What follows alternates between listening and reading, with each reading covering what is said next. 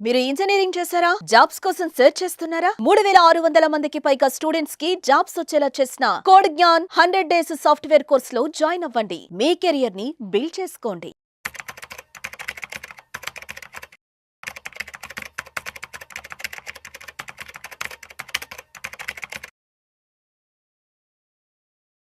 నమస్తే, నేను జీవి సత్యనారాయణ. ఈ వీడియోలో బంగారం, దుబాయ్లో బంగారం ధర తక్కువ ఉంటుందని అందరూ అనుకుంటుంటారు. ఎందుకు తక్కువ ఉంటుంది? అక్కడ ఎంత తెచ్చుకోవచ్చు? అక్కడ దుబాయ్లోనే ఎందుకు తక్కువ ఉంటుంది? దుబాయ్లో తక్కువ ఉండటానికి కారణాలు ఏంటి? జనరల్గా ఎక్కువ శాతం ఈ బంగారం అనగానే ప్రపంచవ్యాప్తంగా ఎక్కువ శాతం తక్కువ ఉంటుంది. అంటే మేము అంతకుముందు మనం వీడియోలు కూడా చెప్పినాం. భూటాన్ రాజుగారి బర్త్డే కోసం ఆయన టూరిస్టులని ఆకర్షించడం, మన ఇండియా వాళ్ళని, ట్యాక్స్ లేదు అని అన్నాడు. కథం అంటే అక్కడ తగ్గిపోద్ది అన్నట్టు. బంగారం ధర తక్కువ ఉంది అంటే ఏం లేదు, ట్యాక్సే మెయిన్. ఆ ట్యాక్స్ ఏదైతే తగ్గుద్దో ఆ ట్యాక్స్ డిఫరెన్స్ మనకి ధర తక్కువ అనిపిస్తుంది. దుబాయ్లో కూడా సేమ్ అంతే. ఎప్పుడైతే దుబాయ్లో జనరల్గా మనం దుబాయ్ అని ఎక్కువ ఎందుకు అంటే గల్ఫ్ కంట్రీస్లో ఇండియా వాళ్ళు ఎక్కువ శాతం గల్ఫ్ కంట్రీస్కి వెళ్ళి పనిచేయటం.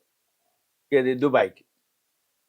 ఈ దుబాయ్లో ఎప్పుడైతే బాగా మనోళ్ళు అంటే అక్కడ పనిచేయటం కాబట్టి, ఇంకోటి డిస్టెన్స్ తక్కువ, 3.5-4 గంటలు డైరెక్ట్ ఫ్లైట్లు ఉంటాయి.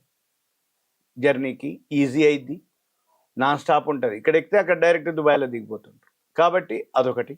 నెంబర్ 2, మన వాళ్ళు ఎక్కువ మంది అక్కడే ఉండి సంవత్సరంలో 3 సార్లు 4 సార్లు ఇండియాకి వస్తూ ఉంటారు కాబట్టి, ఎక్కువ మంది జర్నీ చేస్తుంటారు కాబట్టి దుబాయ్లో తక్కువ ఉంది కాబట్టి దుబాయ్ నుంచి తెచ్చుకుందాం, దుబాయ్ నుంచి తీసుకురారాదు, దుబాయ్ నుంచి ఎవరైనా వస్తుండగానే బంగారం కొంచెం తీసుకురా అన్నట్టుగా అంటారు అనమాట. అంటే ఏ విధంగా బంగారం తెచ్చుకోవడానికి వీలేదో ఆ విధంగా బంగారాన్ని ఇక్కడికి ఇండియాకి రావడం జరుగుతుంది. అయితే ఈ మధ్య మనం చూస్తున్నాం, కన్నడ నటి రంజారావు దుబాయ్ నుంచి 14.2 కిలోల బంగారం పట్టుకొచ్చింది. బెంగళూరు ఎయిర్పోర్ట్లో పట్టుకోవటం అనేది. దాంతో ఏమవుతుంది, ఈ స్మగ్లింగ్ అనమాట. ఎప్పుడైతే ఈ టైం సేవ్ అయిద్దో అంటే ఫాస్ట్గా 1 డేలోనే జరిగిపోద్ది. అంటే 3-4 అవర్స్ జర్నీ, పోవటం 3-4 అవర్స్, మళ్ళీ తీసుకోవటం, మళ్ళీ ఉదయం పోయి సాయంత్రానికి ఇండియా కూడా రావచ్చు. అయితే ఈ వచ్చేటప్పుడు ఎక్కువ శాతం అక్కడ ఏం జరుగుద్ది, ఈ ట్యాక్స్ ఉండదు కాబట్టి మెయిన్ అనమాట. అయితే ఈ ట్యాక్స్ ఉండదు కాబట్టి ధర తక్కువ ఉంటుంది. ఈ పోయేవాళ్ళు వచ్చేవాళ్ళు కమర్షియల్గా అంటే కాని పని. ఎందుకంటే ఈ ఉదయం పోయి సాయంత్రానికి రావచ్చు, కానీ మరి ఫ్లైట్ ఛార్జీలు ఇవన్నీ లెక్కేసి ఎంత తెచ్చుకుంటాడు, పట్టుకుంటే ఎట్లా? అందుకని జనరల్గా ఎవరైతే వస్తుంటారో వాళ్ళని తెమ్మంటారు. నువ్వు దుబాయ్ నుంచి వస్తున్నావు కదా, ఇక ఇంటికే వస్తున్నావు కాబట్టి 3 నెలలకో 4 నెలలకో పోయి వస్తున్నావు కాబట్టి ఆ వచ్చినప్పుడు తీసుకురారాదంటాడు. అయితే అది ఎంత లిమిట్ ఏముంది దాన్ని బట్టి మనము ఉంటుంది. అయితే ఇదంతా కూడా మన వాళ్ళు ఎవరైతే వస్తున్నారో ఫస్ట్ తెలిసిన వాళ్ళు అడిగేది ఇదే, నువ్వు ఇండియాకి వస్తున్నావు కదా, వచ్చేటప్పుడు ఏమన్నా మాకు బంగారం తేవడానికి వీలు పడుతుందా అని అంటాడు. ఏమంటే అంటే ఏంది, అక్కడ తక్కువ ఉంది కాబట్టి. దీంతో ఏమవుతుంది, సరేలే ఎంతో కొంత మిగులుతుందని చెప్పి తెచ్చుకోవడం జరుగుతుంది. దీంతో ఎంతో కొంత మిగిలేదు కొంచెం వరకే, కానీ ఎక్కువ తెచ్చుకుంటే బాగా మిగులుతుందని ఏం చేస్తారు, ఆశకు పోతారు. ఆ అత్యాశతోటి ఈ స్మగ్లింగ్ అంటారు. స్మగ్లింగ్ అన్నప్పుడు దొరికినప్పుడు ఇక అయిపోయినట్టే, దొరకకపోతే ఏం కాదు, ఓకే, అప్పుడు మంచిగానే వచ్చేస్తుంది ఏది ఆ నుంచి ఇండియాకి. అయితే అక్కడ ఎందుకు తక్కువ అంటే చాలా రీజన్లు. వాళ్ళు ఏంటంటే అక్కడ సుంకాలు ఇవన్నీ ట్యాక్స్లు ఉండవు కాబట్టి అక్కడ ఏదైతే ఉన్నాయో, ఏదైతే గోల్డ్ ప్రైసు ఇంటూ ధరే, అంటే ఈ ట్యాక్స్లు ఉండవు కాబట్టి తక్కువతో మనకి వర్కౌట్ అయింది. అయితే మనకు వచ్చేటప్పటికి ఏమవుతుంది, వాళ్ళు దిగుమ సుంకాలు అట్లాంటివి లేవు కాబట్టి మనకి ఇక్కడికి వచ్చేటప్పటికి ఆ రేట్ డిఫరెన్సే మనకి ఎక్కువ తక్కువ అనుకుంటాం. అందుకనే అక్కడ ఇంకోటి కాంపిటీషన్ ఎక్కువ. దుబాయ్లో గోల్డ్ మైన్స్ ఉంటాయి కాబట్టి అక్కడ కాంపిటీషన్ ఎక్కువ కాబట్టి వాళ్ళు ఎక్కువ శాతం ఏంది, టూరిస్టుల కోసం దుబాయ్కి ఏదైతే టూరిస్టులు ఉంటారో వాళ్ళు అనుకోండి, ఎవరన్నా అనుకోండి, బాగా ఆఫర్లు ఇస్తారు అన్నట్టు. ఈ ఆఫర్లతోటి కూడా బాగా తక్కువకు ఉంటుంది. అయితే ఈ అంటే మన వాళ్ళు కూడా, మన కేంద్ర ప్రభుత్వం లాస్ట్ ఇయరే బడ్జెట్లో అనౌన్స్ చేయడం జరిగింది. ఏమని, ఒకటేంటిది, విమానాశ్రయాల దగ్గర ఎయిర్పోర్ట్లోనే ఎక్కువ శాతం దుబాయ్ నుంచి మామూలు బస్సులు రావు కాబట్టి విమానాల్లోంచే వస్తారు కాబట్టి అక్కడ భద్రతని కట్టుదిట్టం చేయడం జరిగింది. తర్వాత దీంతో ఈ సుంకాలు ఏదైతే దిగుమ సుంకం ఉందో ఆ సుంకాన్ని భారీగా తగ్గించడం జరిగింది. దాంతో పోయిన సంవత్సరం 15% నుంచి 6% తగ్గించారు. ఎందుకోసం అంటే ఈ స్మగ్లింగ్ కంట్రోల్ చేయడం కోసమే. ఎప్పుడైతే సుంకం తగ్గిపోద్దో అఫీషియల్గానే తెచ్చుకోవచ్చు కదా అని చెప్పేసి అఫీషియల్గా ఇక్కడనే తక్కువ ఉంటుందనే ఉద్దేశంతో ఈ దిగుమతి సుంకాన్ని తగ్గించడం. అయినా కానీ అప్పుడు ఆ ఒక్కరోజే 4,000 వరకు తగ్గింది. ఇది లాస్ట్ ఇయర్ బడ్జెట్లో సుంకం మళ్ళీ తర్వాత మళ్ళీ మామూలు అయిపోయింది. ఏది ఈ ఇదంతా ఏది స్మగ్లింగ్ అదంతా కూడా మామూలైంది. అయితే వీళ్ళు ఎప్పుడైతే మనం కొద్ది మొత్తంలో అయితే బంగారం దుబాయ్ నుంచి తెచ్చుకునే అవకాశాలు ఉన్నాయి.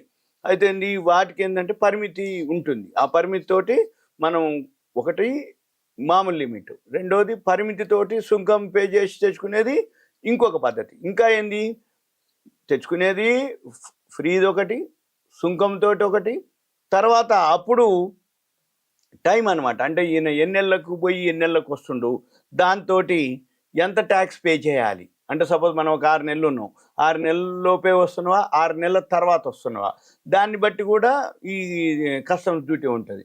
అది మళ్ళీ కొంచెం పే చేయాలి మనం. 38.5% ఉంది అనమాట. అది ఏది కస్టమ్స్ సుంకం. అదే 6 నెలలు కనుక పైన ఉన్నాం అనుకోండి, అక్కడనే 6 నెలల తర్వాత వచ్చింది అనుకోండి, జెంట్స్ అయితేనో ఒక 20 గ్రాములు, లేడీస్ అయితే 40 గ్రాములు వాళ్ళు ఫ్రీగానే తెచ్చుకోవచ్చు. అయితే ఇంకా ఎవరైనా తెచ్చుకుంటారంటే 20-40 కాకుండా, అంటే ఇద్దరు మేలు 20, పురుషుడు ఫీమేలు స్త్రీ 40 గ్రాములు తెచ్చుకున్నాక ఇంకా ఎక్కువ అయితే అప్పుడు సుంకం పే చేయాలి. అప్పుడు అంటే అట్లా అప్ టు ఎంతవరకు కిలో వరకు కూడా తెచ్చుకోవచ్చు మనం. అదే గోల్డ్ని మనం కిలో వరకు తెచ్చుకోవచ్చు. అయితే దానికి సంబంధించినటువంటి అక్కడ ఏవైతే కొంటామో బిల్స్ అనుకోండి, ఏవైతే పేమెంట్స్ దానికి సంబంధించినటువంటి పత్రాలన్నీ కూడా దాంతోపాటు ఉంచుకోవాలి. ఏదైనా అయినప్పుడు కిలో గోల్డ్ తెచ్చుకుంటున్నప్పుడు దానికి సంబంధించిన పత్రాలన్నీ అవన్నీ చూపించాల్సిన అవసరం ఉంటుంది, సమర్పించాలి. తర్వాత ఏమైంది, సపోజ్ ఇవన్నీ కనుక లేదు అని వాళ్ళు ఏదో ఇక కొనుక్కొని రావటం వచ్చేటప్పటికి బిల్లు గిల్లు లేకుండా కూడా ఏదైనా జరిగింది అనుకోండి, అప్పుడు కస్టమ్స్ వాళ్ళు వాళ్ళని పట్టుకోవటం జరుగుతుంది. అయితే ఇక మనం ఏం చేయాలి ఇప్పుడు, ఇది దుబాయే కాదు అమెరికాలో కూడా సుంకాలు లేకుండానే ఉంది. మళ్ళీ ఇప్పుడు టారిఫ్ తోటి మళ్ళీ మార్పులు జరిగి ఉండొచ్చు. అంతకుముందు ఎవరైతే అమెరికా నుంచి అంటే చాలా కొద్దిమంది ఎప్పుడో ఒకళ్ళు వస్తారు. కాకపోతే వాళ్ళు ఏంటిది వాళ్ళ ఇంట్లో వాళ్ళ వర్క్ కోసం, వాళ్ళ ఫ్యామిలీ మెంబర్స్ కోసం తీసుకురావడం జరుగుతుంది. అది కూడా ఏంది అమెరికాలో కానీ దుబాయ్లో కానీ ఆర్నమెంట్స్ రూపంలో అయితేనో ఓకే. ఇప్పుడు భూటాన్ ఉంది అనుకోండి, బార్లు ఉంటాయి అక్కడ 24 క్యారెట్స్ 999.99 ప్యూరిటీ. మళ్ళీ బార్లు అది వేరు, ఆర్నమెంట్స్ వేరు. ఆర్నమెంట్స్ అంటే 1 గ్రాములు అటు ఇటుకున్నా 4-5 గ్రాములు అటు ఇటు ఉన్నా, అంటే జెంట్స్ అనుకోండి చైన్స్ అని, బ్రేస్లెట్స్ అని, రింగ్స్ అని, అట్లా లేడీస్ అయితే ఏముంది నెక్లెస్లను ఏవో కొన్ని ఆర్నమెంట్స్ రూపంలో బ్యాంగిల్స్ కానీ అట్లా తెచ్చుకుంటున్నాం అనుకోండి, కొంచెం పెద్దగా అంతేం ఉండదు, మామూలుగా ఉంటుంది. ప్యూర్లీ ఏదైతే ఉందనుకోండి బార్ రూపంలో తెచ్చుకున్నాం అనుకోండి, అక్కడ కొంచెం లిమిట్లోనే ఉంటుంది. తర్వాతనే మనం ట్యాక్స్ పే చేయటం కానీ ఏదైతే ఉందో అవన్నీ కూడా ఉంటాయి అన్నట్టు మనం చూసుకోవాలి. అయితే జనరల్గా ఎక్కువ మన వాళ్ళు అక్కడ సెటిల్ అయిన వాళ్ళు ఉండి వస్తుందంటే వాళ్ళ ఫ్యామిలీ మెంబర్స్కే తెస్తారు. ఇక ఇంకా ఎక్కువ అనేటప్పటికి ఇటువంటి రిస్కులు కానీ బిల్స్ కానీ అవన్నీ చూసుకోవాలి.